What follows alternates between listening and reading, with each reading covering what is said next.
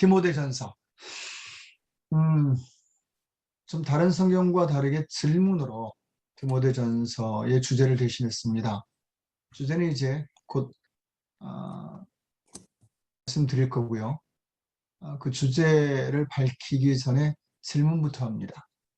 교회는 무엇으로 세워지는가? 교회는 무언 없어도 되는데 뭔가는 꼭 있어야 되는 거. 그게 뭔가? 그게 없으면 교회가 아닌 거. 혹은 위태롭거나 굉장히 부족한 교회가 되는 거를 디모데전서에서 우리에게 알려줍니다. 오늘 그 이야기를 여러분과 함께 말씀 나누겠는데, 말씀드린 대로 디모데전서는 후서 그리고 디도서와 함께 바울의 목회서신이란 이름을 붙여진 편지들입니다. 즉 지도자들에게 쓴 편지지요. 그래 목회자들의 전공 서적과 같지만 사실 이것은 교회 측분자나 또 교회 부서 혹은 작은 소그룹을 맡은 분까지를 위한 지침서, 경영학서, 지도력서라고 말씀드리면 꼭 맞을 것 같습니다. 특히 교회의 부흥과 교회 온전함을 생각하시는 분들, 책임지시는 분들은 더 주목해보면 크게 도움될 책들 중 하나입니다. 그 중 하나, 개인 디모데라는 사람에게 쓴 첫 번째 편지의 이야기입니다. 디모데전서는 바울이 디모데에게 쓴 편지 중 첫 번째 편지입니다. 되게 많은 편지를 썼을 거예요. 그 중에 이 디모데전서와 함께 바울이 마지막 생명이 다할 쯤에 쓴 책이 디모데라는 자기 제자에게 보낸 디모데 후서였습니다. 도저히 같이 나눌 수 없는 책입니다. 이름이 전서후서라 해서 함께 나눌 수도 있겠지만 디모데 전서후서는 앞에는 교회들에 대한 이야기라면 뒤에는 역시 지도자에 대한 이야기지만 본인의 마지막을 앞두고 한 이야기라 인생 고백, 간증, 자기 삶에 대한 이야기를 디모데 후서에서 하게 되죠. 다음 주 함께 나눌 텐데 참 눈물 나는 서신서가 디모데 후서입니다. 그 디모데에게 쓴 편지인데 특별히 디모데란 이름은요 하나님의 영예라는 뜻을 가지고 있습니다. 뭐 다른 뜻에는 하나님이 사랑하는 자, 주목하는 자라는 뜻도 있죠. 그 중에서 저는 영예라는 제목 그 뜻을 본 뜻으로 삼았습니다. 꼭 맞기 때문입니다. 그런 말입니다. 이 사람은 하나님께 영광이 돼, 자랑이 돼. 이 사람 때문에 하나님이 굉장히 덕을 보셔. 그런 뜻입니다. 과연 우리가 이런 디모데 같은 사람이 될 수 있을까를 생각하게 하는 책입니다. 바울은 디모데를 그렇게 여겼습니다. 후에 이름이 붙여진 것 같지는 않고요. 이 사람은 바울이 가장 믿었던 제자이기도 하고 갈라디아라는 지역의 루스드라라는 도시의 출신이기도 합니다. 그런데 그에게 주목할 것은 디모데 후서에서도 밝히지만 그의 신앙 연조입니다. 꼭 신앙의 경력과 연수가 뭐 길어야 그가 영적이다, 지도자의 자격이 있는 건 아니지만 아무래도 영향은 있겠지요.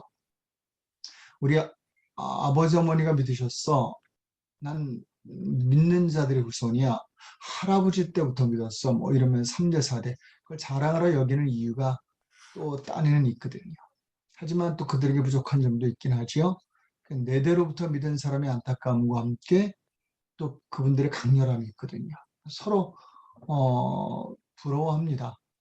저는 반대편에 있는 분을 되게 부러워하는데 특별히 외조모 로이스와 어머니 유니게 그리고 헬라인 아버지 아주 다채롭게 그 자기 아버지 어머니의 문화를 다 겸비한 사람이 디모데입니다. 그 디모데는 꼭 바울 같았습니다. 즉 언어조차도요 헬라어와 히브리어의 정통이 있죠. 바울이 그랬거든요. 그래 바울이 뭔가를 전수해 주기에 참 편리했던, 쉬웠던 그러한 사람이었던 것 같습니다. 그래 바울은 이 디모데를 사랑하는 이란 표현으로 딱 표현합니다. 내가 참 사랑하는, 내가 너무너무 예뻐하는 뭐 그런 뜻입니다. 마음에 콕 들었던 거죠. 되게 순종적이었고요.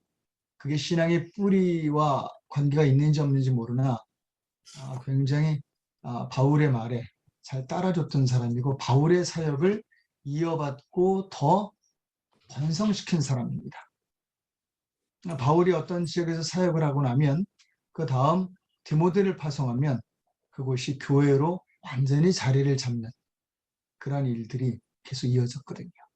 그런 의미에서 이 디모데전서는 바울이 디모데를 에베소 교회에 파송한 이후에 쓴 편지입니다. 그런 의미에서 이 디모데전서에선 지금 우리에게 특별히 좀 오래 믿은 크리스찬들에게 할 말이 많은 책이지요. 그 말을 한번 저희가 다는 아니나 정말 다 보고 싶으나 크게 나눠 시간 내보도록 하죠. 디모데 전서의 목소리입니다. 왜 바울이 디모데에게 이 책을 썼나? 교회 지도자잖아요. 교회에 대한 책무가 있지요. 또 교회에 품은 비전이 있습니다. 교회와 함께 품은 비전도 있고요.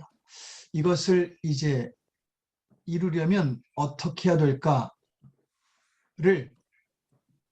이분에게 바울이 썼는데, 그럼 질문입니다. 교회는 무엇으로 세워질까요? 교회의 주요 요인, 교회에 필요한 것, 이건 꼭 있어야 되겠다. 이거 되게 중요하다. 있으시면 한두 분만 들어볼까요? 뭐 세네 분도 괜찮고요. 뮤트를 끄시고 얘기해 주시면 좋겠습니다. 여러분들이 생각하시기에 여러분 교회도 좋고요. 교회 총칭해도 좋습니다. 이건 꼭 있어야 되겠다. 뭔가요? 사람. 네? 사람이요. 사람이요. 어떤 분이 말씀하셨나요? 예, 조인자매님 사람. 예, 조인자매님이 사람인 것을 우리 모두 알지요? 조인자매님 필요한 거네요. 좋습니다, 사람. 또 계속해 보죠. 교회는 뭐가 필요한가요? 하나님의 말씀이 있어야겠죠. 예, 하나님의 말씀이 필요하죠. 또 다른 거 있을까요? 한 분만 더 있으시면.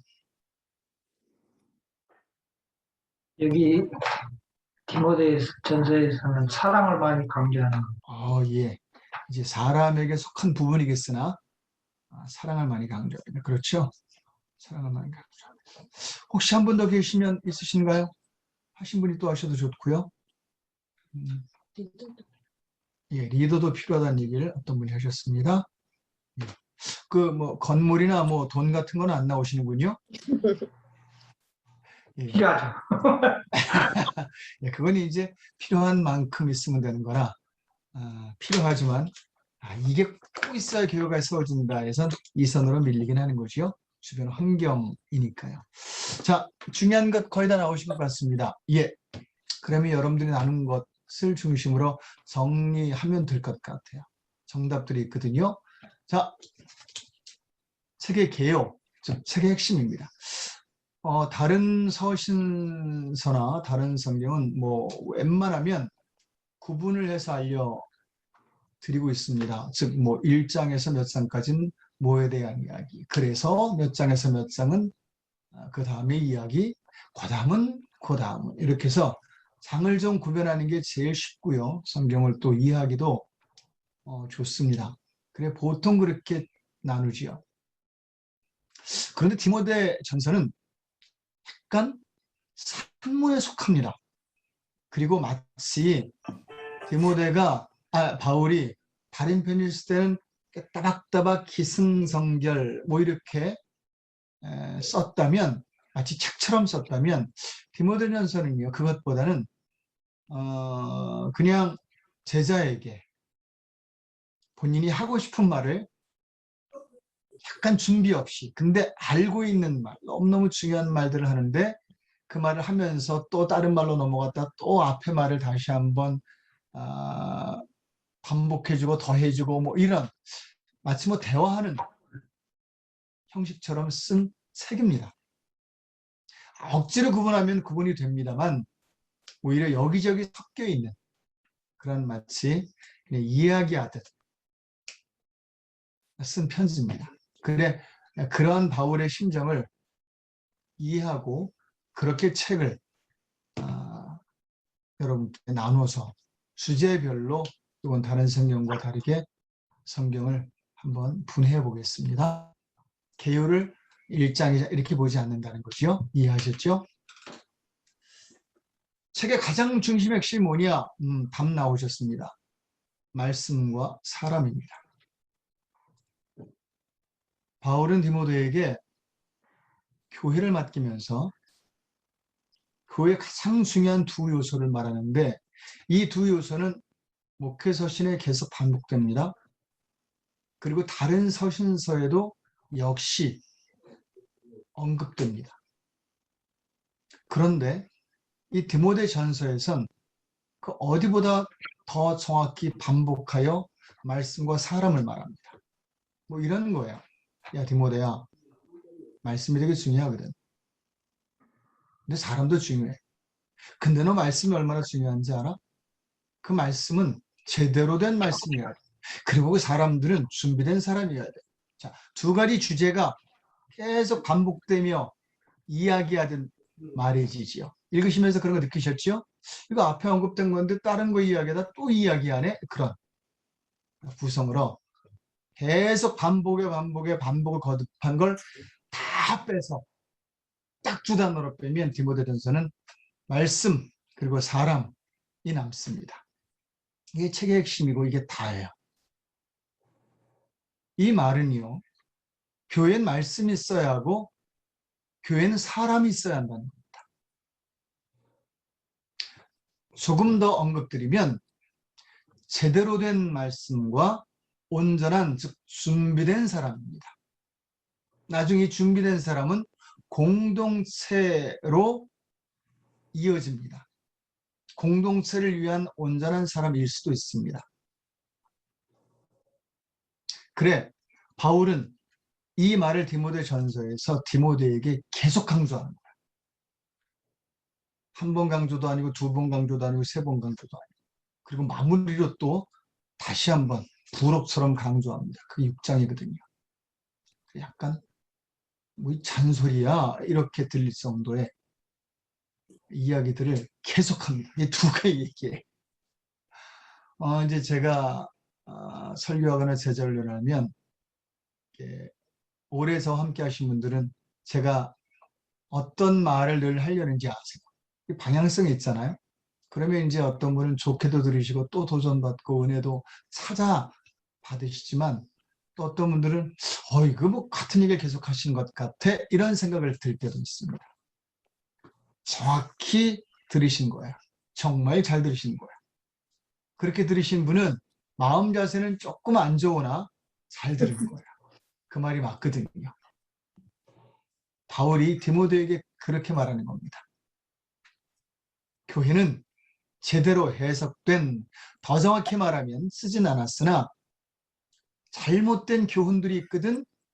성경으로 시작하여 변질된 잘못된 교훈. 세상에서 가장 무서운 게 그거예요.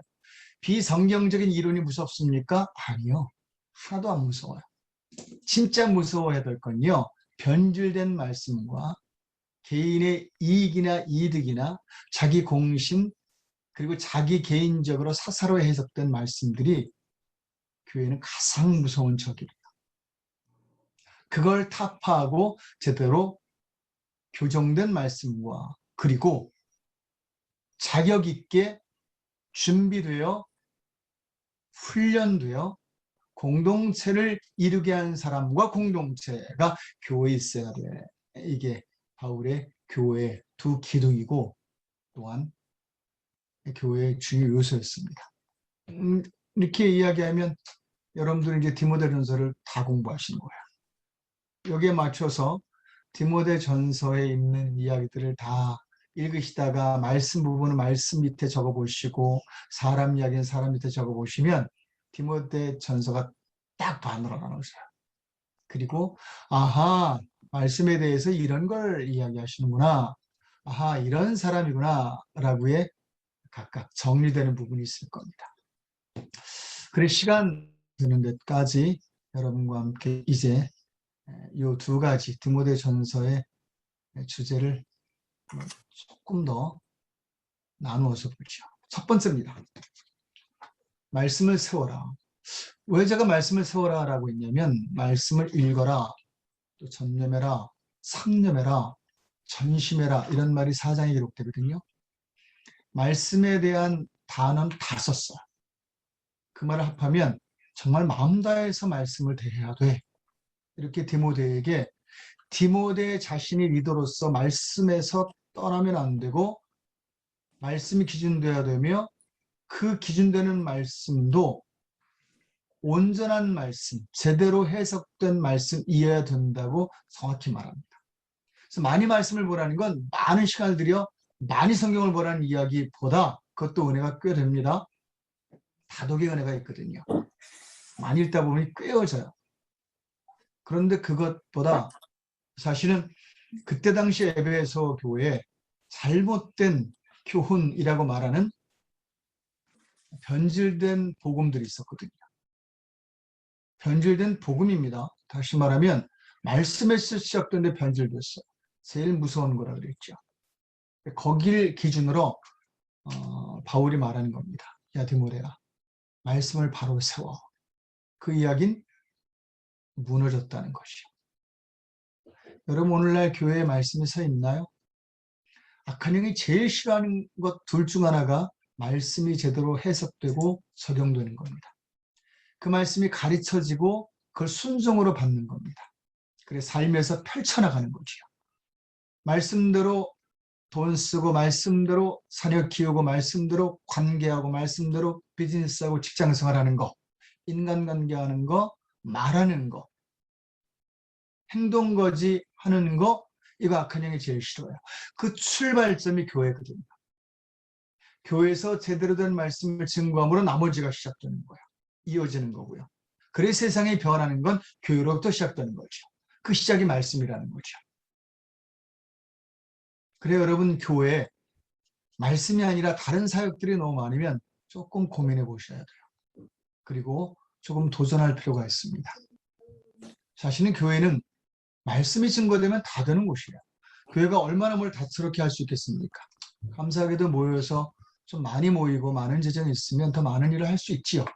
하지만 혹시 하나님이 다 잘라내고 다 못하고 하지 않아도 이건 해야 된다. 그리고 남는 것 몇 개 있다면 그 중에 넘버 원이 말씀을 세우는 겁니다.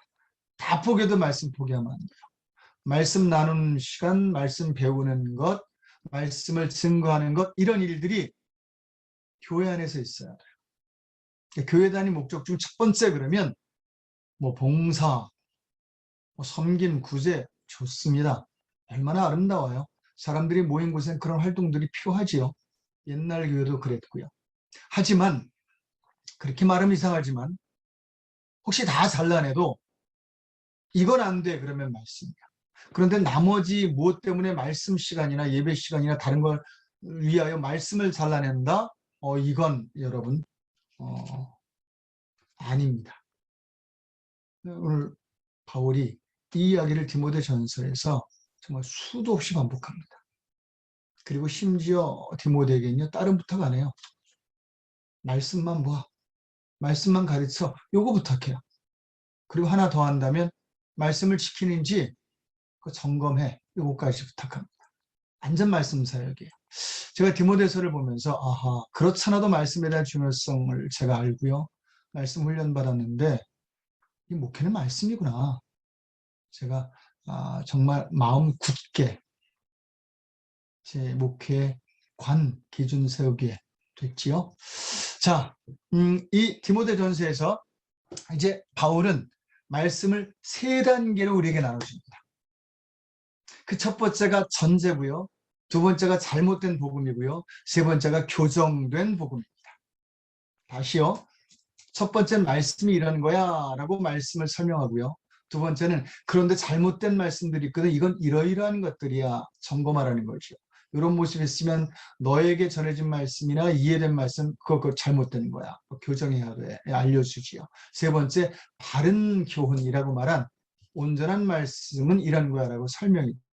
디모데전서는 다른 어떤 성경과 비교해서 말씀에 대한 해석이 그 정의가 참 좋은 책입니다. 자, 첫 번째 그 말씀에 대한 다는 게 전제 조건입니다.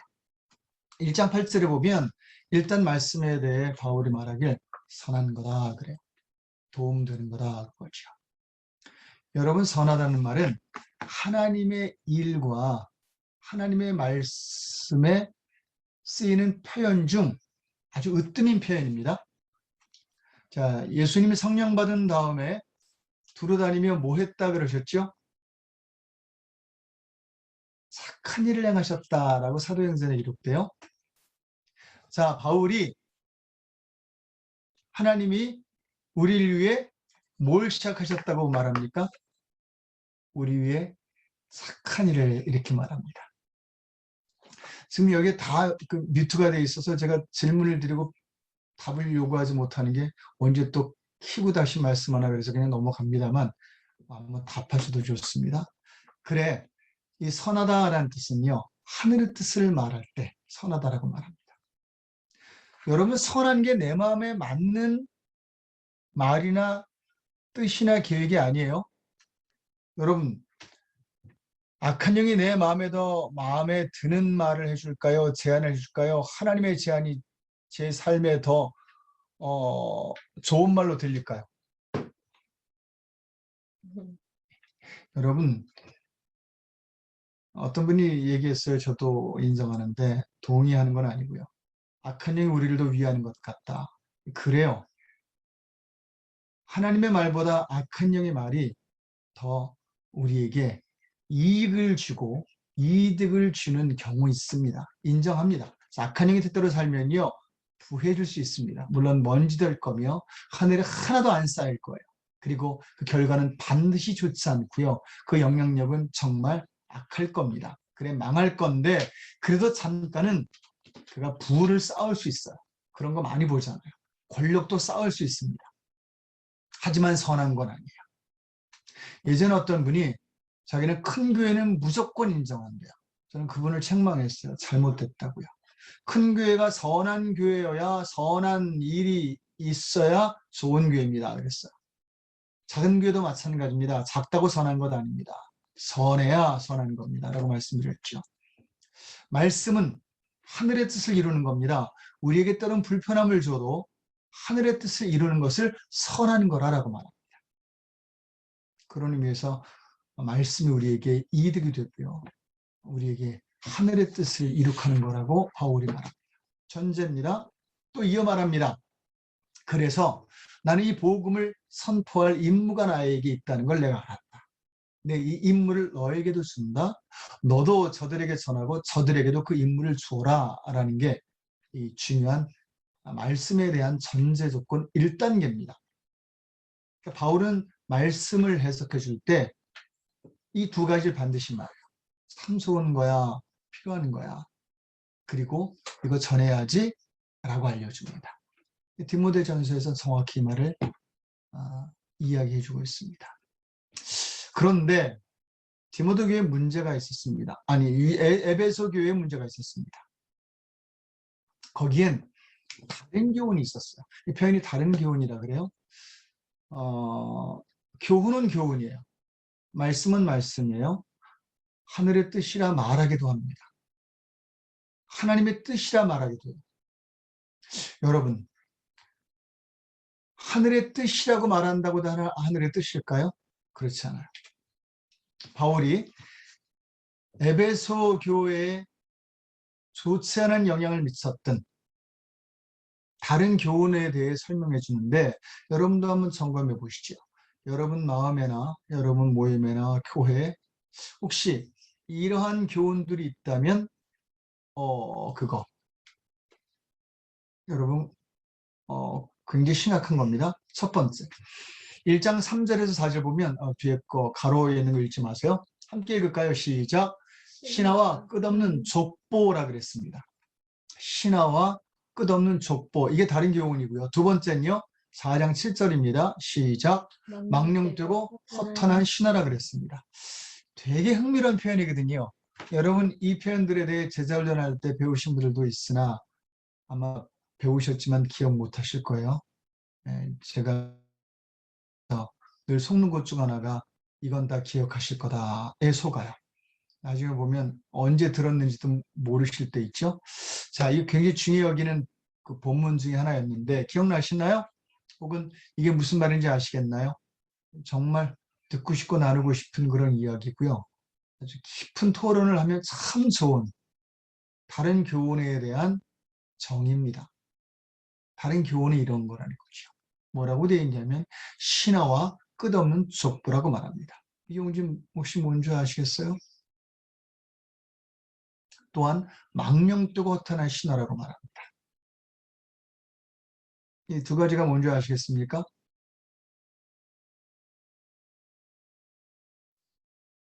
예, 뭐, 답을 하셔도 되고 안 하셔도 되는데 제가 한 5초만 기다려드리죠. 제가 생각할 때는 그냥 본질에서 벗어난 것들인 것 같아요. 굿 포인트. 그럼요. 예, 이렇게 보면 딱이지요. 사실은 하나 단어 해석할 수도 있으나 또 그래야 더 정확히 해석될 수도 있겠지만 예, 본질에서 벗어나는 거죠. 즉 성경의 본 뜻에서 본 의도에서 벗어난 거죠. 맞습니다. 한 번만 더 들어볼까요? 멋진 답이었네요.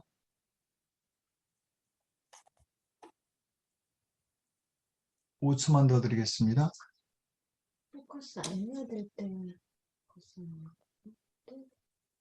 예, 한 분이 좀 이렇게 주목해야 되는 거 말고 엉뚱한데 주목하는 것 아닌가 그러셨어요. 예, 맞는 답입니다. 두 분 다 굉장히 의미 있게 답하셨네요.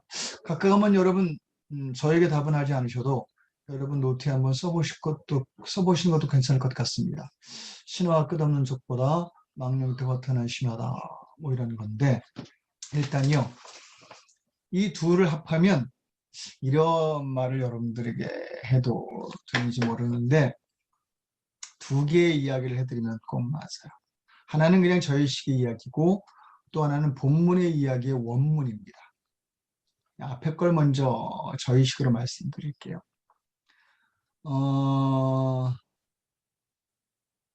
경로당의 할아버지들의 대화예요. 첫 번째 것. 뭔지 아시겠죠? 내가 말이야 왕년에 그 내 생각에는 말이지 그 님자가 틀려 이거요. 어디서 그런 소리를 듣고 와서 말도 안 돼 이거예요. 정확한 건 하나 없는데 나름 그분들의 인생에 쌓인 어떤 것들이 성경이 된 거죠. 자기 생각에 강렬한 걸 의미합니다. 자기가 믿는 걸 말해요. 그리고 족보라 그랬잖아요. 끝없는 족보. 무슨 큰 의미가 있습니까? 왕년에 내가 옛날엔 내 생각엔 그땐 그랬고 뭐 이런 것들이 의미 없는 이야기들 하는 거죠.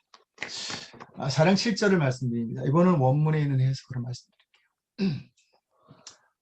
아낙네들의 수다입니다. 그 아주머니들의 수다예요. 약간 나이 드신 아주머니들의 수다. 죄송합니다. 남자들 이야기할 때는 제가 받치질 않더니 여자분들 얘기하니까 후환이 들어온가요? 특이 현상이 일어나죠. 그래서 아줌마들의 그 대화가 뭡니까? 네. 그 할머니들이 모이면요, 손자 손녀 자랑을 돈 내고 하라 할 정도로 하시죠. 그 엄마들이 모여서 이야기할 때는요, 여자들이 얘기할 때는 뭔가 내용 하나도 없어요. 네. 근데 거기에 뭔가 그랬으면 하는 자랑들이 실제처럼 막 이야기가 돼요. 말도 안 되는 걸 갖다 붙이고요. 말도 안 되는 자랑들이 있습니다. 예. 뭔가 내용도 없고요. 그런데 부풀려진. 하지만 실제는 그게 아닌. 두 분이 대답을 정확하게 하셨어요. 본질에서 벗어나는 거요. 그게 아닌데, 의도가 그게 아닌데. 근데 여러분 이거보다 더 중요한 게 뭔지 아세요? 다른 교훈은 우리 중에 되게 많습니다.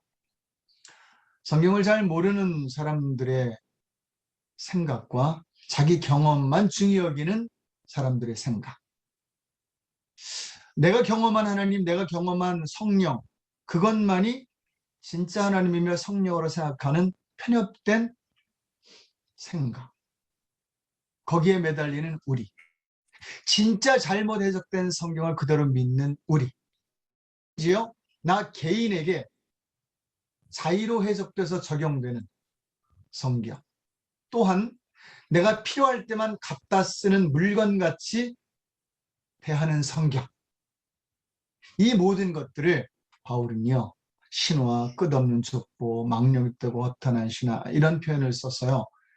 정말 우리 삶에 도움도 안 되고 제대로 핵심을 딱 집은 것도 아닌, 마치 막 떠들었지만 여러분 뒤에 가면 우리 삶에는 다 없어져 버리는 그러한 경로당의 대화와 아주머니들의 대화 같은, 뭔가 되게 많은 내용은 있었는데 삶에 하나도 도움은 안 되고 아무 의미 없는, 혹시 그런 예배, 그런 기도하지 않나요? 그렇게 말씀 혹시 대하지 않나요? 예배 시간에 길이에 너무 주목하고, 오늘 목사님의 설교가 좋았나 안 좋았나에 너무 주목하고, 재밌었나 안 재밌었나, 감동 있었나에 너무 주목하는, 엉뚱한 것에 주목하고 결국은 삶에 하나도 적용하지 않고, 오늘 목사님의 예화가 재밌었어? 오늘 뭐 설교가 어땠어? 어머 시간이 짧았어 길었어? 이것만 남는, 삶에는 아무런 도움도 되지 않는, 혹시 그런 예배, 그런 교회 행사, 그런 신앙이라면 여러분들 다른 교훈이 지배하고 있는 신앙하고 계신 겁니다. 여러분들에게 있는 복음은, 신앙은 다른 교훈일지도 모릅니다. 심각하게 한번 해보십시오. 자, 하지만 이것은 내가 잘못 보기도 하고요. 또 알아도 잊어먹기도 하고요. 잘못 적용하기도 하는 다른 교훈들일 텐데, 그보다 더 심각한 게 뭔지 아세요? 그 뒤에 있는 말씀들입니다.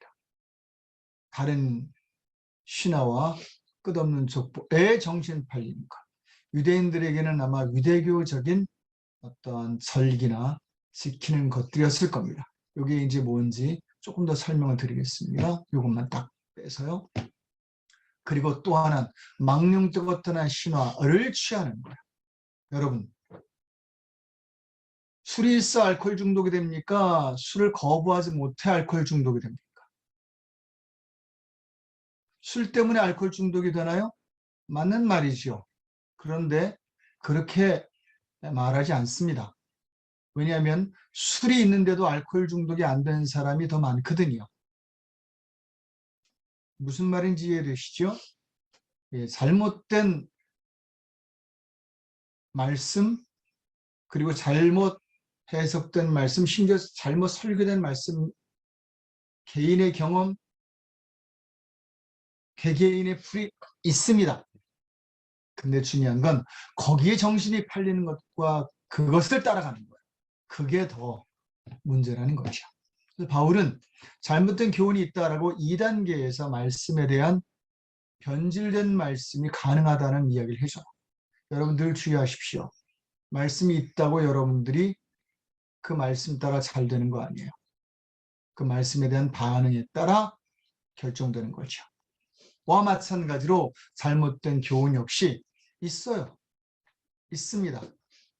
유혹 때문에 내 마음에 맞게 말씀을 취하는 사람이 있어요.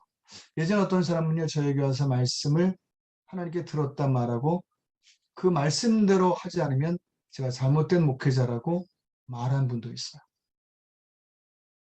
그런데 그분은 거기에 너무 주목해서 그것에 따라가더라고요. 어떻게 뭐 도와드리지 못했어요. 제 능력이 없었던 건데, 예, 중요한 건 바울은 이 포인트를 시작합니다. 그래서 디모데에게 두 가지를 얘기해 줘요. 첫 번째, 다른 교훈을 교정해줘라. 두 번째, 사람들을 좀 붙잡아줘라. 이렇게 두 번째로 이어지는 거죠. 자, 이 두 개의 다른 교훈 중에 한 교훈의 예를 말합니다. 그 예가 뭐냐? 금욕이에요. 당시의 금욕은 시대상으로 볼 때나 지금도 그렇지만 지금보다 더 강조되고 적용될 때입니다. 예전에 금욕이라는 건요, 종교 생활하는 사람에게는 어떤 종교든 간에 굉장히 중히 여겨지던 사안이었습니다. 자, 여러분 질문합니다. 금욕이 하나님의 뜻일까요? 예, 뭐 답이 없으신데 답하기 곤란하실 수 있죠? 이거 답하면 저 사람이 뭐 금욕해야 될 게 있을까 봐 답 못하시겠지요? 예, 금욕 하나님의 뜻일까요? 예, 예스면 1, 노면 2 한번 해볼까요? 하나, 둘, 셋. 예, 답. 자, 둘 다 답입니다. 잘못된 욕구가 있어요. 욕심이 있고요. 그건 1번입니다. 하나님 뜻이죠. 그런데 이 사람들이 위대적인 기준을 갖고요. 금욕, 그러니까 음식, 이거 먹지 말아야 돼. 또 결혼하면 안 돼. 이런 극단적인 금욕. 하나님이 정말 허락한 것까지 금욕에 집어넣는 거죠. 여러분 신앙생활 하다 보면 두 가지 부작용이 있는데 하나는 뺀질이고요. 하나는 심각이에요. 뺀질이는 말씀 봐라. 그래도 예 그리고 안 봐요. 그리고 교회는 나와요. 정말 뺀질이지요. 진짜 그 교회에서 감당하기 힘든 사람 중에 하나 뺀질인데 여러분 뺀질이보다 더 힘든 교인이 누군지 아십니까? 심각이에요. 말씀을 너무 과하게 해석해서 적용하는 거예요. 그걸 벗어나지 못해요. 그리고 그로 말미암아 자기가 하나님 앞에 살아고 제대로 된 크리스찬이라고 착각하는 거예요. 뭐 이런 거예요. 여러분 좀 더 고생해서 멀리 있는 교회 가서 예배를 참석하면 하나님도 이뻐하시고 더 귀히 여기시나요? 답이요. 예스면 1번, 아니면 2번. 하나, 둘, 셋. 답을 못 하시군요. 그럴 수도 있습니다. 아니, 정성 보시죠. 그런데 아니잖아요. 그죠? 그럴 때 적용하면 얼마나 힘들겠습니까? 그럼 비행기 타고 가는 게 하나님이 제일 이뻐하시는 거게요? 아니잖아요. 오히려 비행기 값 남 주고 가까운 교회 가. 이게 더 하나님 뜻이죠. 금욕에 대한 잘못된 해석을 어떻게 하냐면요. 나를 괴롭게 하고 내 즐거움을 제한하면 하나님이 기뻐하실 거다라는 이상한 생각을 적용하는 거예요. 이게 에베소 교회에 있었고요.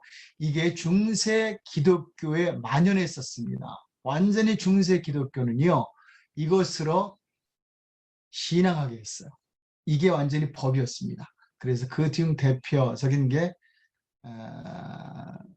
갓파더, 즉 목회자들은 결혼하지 마라라는 거였지요. 제가 캐토릭을 못 간 이유가 그거지요. 결혼을 해야 되니까 못 가는 거지요. 별로 아무도 웃으시지 않는 거 보니까 진짜인 줄 아시는데 그건 아니고요. 예, 거기서부터 출발해서 사실은 잘못된 금욕에 대한 이해가 이들에게 있었습니다. 여러분 이 금욕에 대한 그 심각 이들은 어떤 특징이 나타나는 줄 아세요? 언제 성경은 다 해석할 수 없으나 그들의 특징이 나타나거든요. 특징 중 하나가 이 기준으로 남을 정죄하는 거예요. 여러분 신앙으로 남을 정죄하면 안 돼요. 도와야죠. 저 사람 잘못했어요. 오케이. 도와야 돼요. 그런데 이 금욕주의자들은요. 자기가 자기를 쳐서 부정시키기 때문에 그래서 남을 정죄하게 돼 있어요. 자, 그 예로 바울이 에베소 교회에 있었던 문제 그리고 중세까지 있을 문제 좀 이렇게 잘 알았나요? 이런 문제에 대해 딱 지적을 해주네요. 자, 이제 이 다른 교훈의 결과를 바울이 말하면서 이렇게 말합니다. 6장 제가 본문을 잘 썼나요? 예. 한번 예. 목사님 어디죠? 맞나요 이거? 제가 잘못 타이핑한 것일 수 있습니다. 예, 6장 4절로 제가 알고 있는데 42절까지 제가 없지요. 4절입니다. 지난주부터 이렇게 오타가 조금씩 나는데 아주 인간적이지요. 자, 6장 4절에 보면 함께 읽습니다. 시작. 교만해집니다. 그래서요. 언쟁, 투기, 분쟁, 악한 생각들이 있어요. 이상하게 신앙생활 하는데 이런 것들이 있어요. 그렇죠? 그러면 그 사람 다른 교훈에 사로잡혔구나 생각하시면 돼요. 그걸로 정죄하시면 안 됩니다. 두 번째는 이 사람들은요, 경건을, 신앙하는 것들을, 여러분 경건을 왜 열심히 내야 합니까? 정확히 4장에 경건을 열심히 내는 이유를 바울은 말했어요. 그게 뭐지요? 4장 마지막 절에 너 경건에 열심을 내어서 말씀과 기도에 열심 내어서 뭐라고 말하지요? 너도 구원받고 너로 말미암아 다른 사람도 구원받게 해야 돼. 이게 경건의 목적이에요. 그런데 다른 교훈에 사로잡힌 사람들은요, 개인의 이익의 방도로서, 즉 다른 사람에게 적용하는 게 아니라 나에게만 적용하는 거죠. 여러분 좋은 것도요, 나에게만 적용하면 다른 교훈 되는 거 아십니까? 사랑해라 라는 말이 나에게만 적용되면 그건 여러분 다른 교훈 됩니다. 남에게 적용할 때 다른 교훈 되죠. 바로 이런 다른 교훈의 결과까지 바울은 1단계 말씀의 유익이 있다에서 2단계 다른 교훈이 있다라는 이야기를 이어갑니다. 자, 이 바울이 이제 이어 그러니까 야 디모데야 바른 교훈을 세워라 라고 말씀을 세우라고 말합니다. 그게 4장 전체에 나오는데 4장 1절에서 3절까지 보면요, 다른 교훈의 금욕을 주장하는 예를 딱 주면서 뭐라고 말씀하냐면 이렇게 말해요. 하나님이 준 건 다 선한데 그래요. 여러분 하나님이 준 것 중에 선하지 않은 게 하나도 없습니다. 그런데 너희들이 다 버릴 쓰레기처럼 만들 수 있다 그랬어. 그러면서 바로 잡아라 라고 말해요. 이건 무슨 말입니다? 말씀을 제대로 잡지 않으면 죄송합니다. 말씀과 변질된 말씀으로 말미암아 우리에게 주어진 어떤 것들이 쓰레기처럼 된다는 거야. 쉽게 말합니다. 정말 아름다운 가정을 줬는데, 사랑스러운 자녀를 줬는데 죄송해요, 쓰레기같이 만들 수 있다는 거야. 버려버릴 것처럼 만든다는 표현을 썼거든요. 쓰레기만 버리잖아요. 그게 말씀에 대한 중요한 3단계, 즉 이것을 말하려고 했던 바른 교훈의 이야기입니다. 4장 4절에서 이 말씀으로 시작해서 바울은 디모데에게 이렇게 말해줍니다. 말씀에 전념하라라고요. 전념이 뭔지는 각각 해석하십시오. 말씀을 사모하는 거다 맞습니다. 정기적으로 읽는 거다 맞습니다. 배우는 거다 이해 최고입니다. 말씀을 내 삶의 기준 삼는 거다 브라보입니다. 그럼요. 내 자녀에게 기준 삼아주는 거다 큰일 하시는 겁니다. 자녀를 멸망해서 구원하는 일이거든요. 내 사역에 그리고 사업에 적용하는 거다 여러분 세상을 바꾸는 일입니다. 그 말이에요. 읽는 것만 전념하는 게 아니라 말씀을 전념하라는 거죠. 그리고 이어 말합니다. 형제를 깨우쳐서, 이건 교회의 명령입니다. 양육받게 하랍니다. 제가 이 말을 딱 받고 저는 평생 이거 합니다. 말씀에 전념하는 건 저도 부족합니다.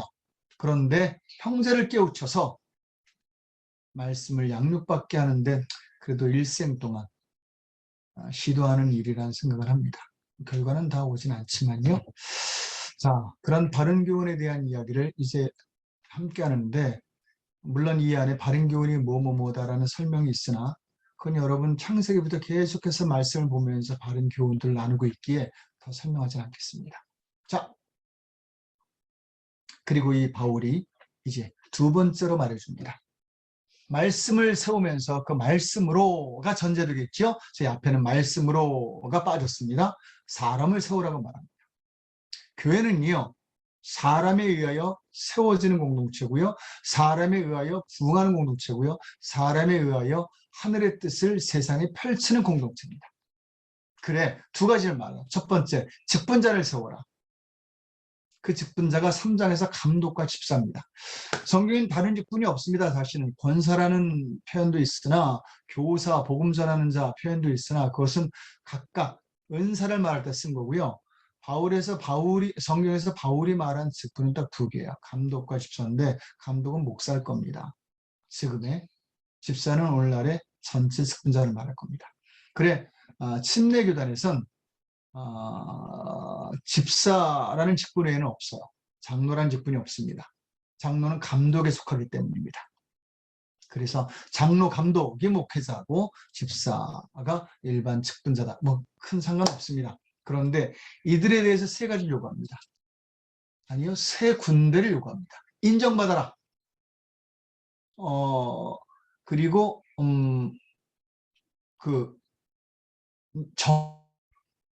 그리고 반듯해라. 뭐 이런 얘기를 해주는데 세 곳에서 그러라는. 첫 번째, 집에서.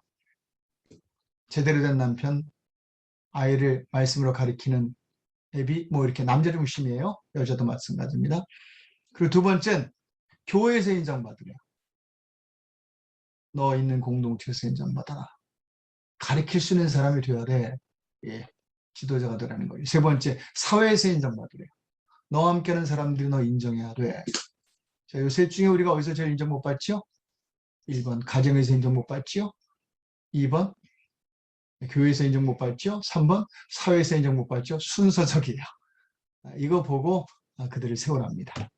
그리고 그들이 이 직분을 잘 감당하면요, 이들은 더 나은 직분, 아름다운 직분을 받게 되고요. 그리고 더 견고해진답니다.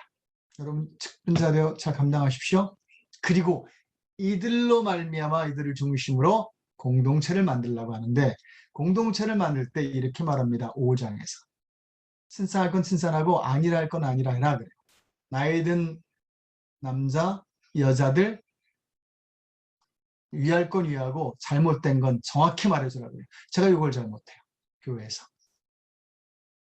칭찬과 책망을 잘해야 되는데, 그리고 나가서 각각의 태도를 취하게 합니다. 즉, 여자 보고 뭐 조용하라 그러죠. 그건 여자가 조용하란 말이 아니라 시대적으로 각각의 자기 위치를 잡아 알맞게 행동하게 하라 그겁니다.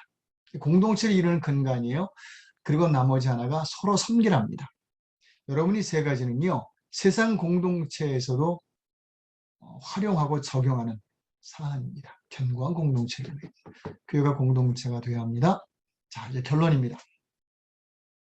바울이 다 얘기해 놓고 사실은 디모데 전서는요 5장까지밖에 없어요. 다 써놓고 바울이 잔소리 한마디를 더 합니다. 6장에서 한 번 더 내가 말하는데, 그리고 1장에서 5장을 반복합니다. 그래서 저는 개인적으로 6장을 잔소리장이다 라고 말해요. 너무 좋은 잔소리장이고요. 부록이지요. 한 번 더 언급해주고 유학해주는 거지요. 그리고 시간이 없는 분은 디모데전서 6장 읽고 다 읽었다 그러시면 돼요. 이렇게 우리에게 너무 중요한 이야기라, 이 차원 높은, 이 똑똑했던 이 문학가도 잔소리로 바뀔 수밖에 없는 이 말씀과 사람에 대한 이야기, 여러분과 함께 나눴습니다. 기도하시오. 저는 기도합니다. 저에게 오늘 바울이 한 번 더 말해줍니다. 이 말이 이제 여러분에게 한 번 더 증거되고 또 증거되리라 봅니다. 저희 교회를 위해서 기도하지요. 말씀과 준비된 나라는 사람이 더해지게 하옵소서. 기도합니다.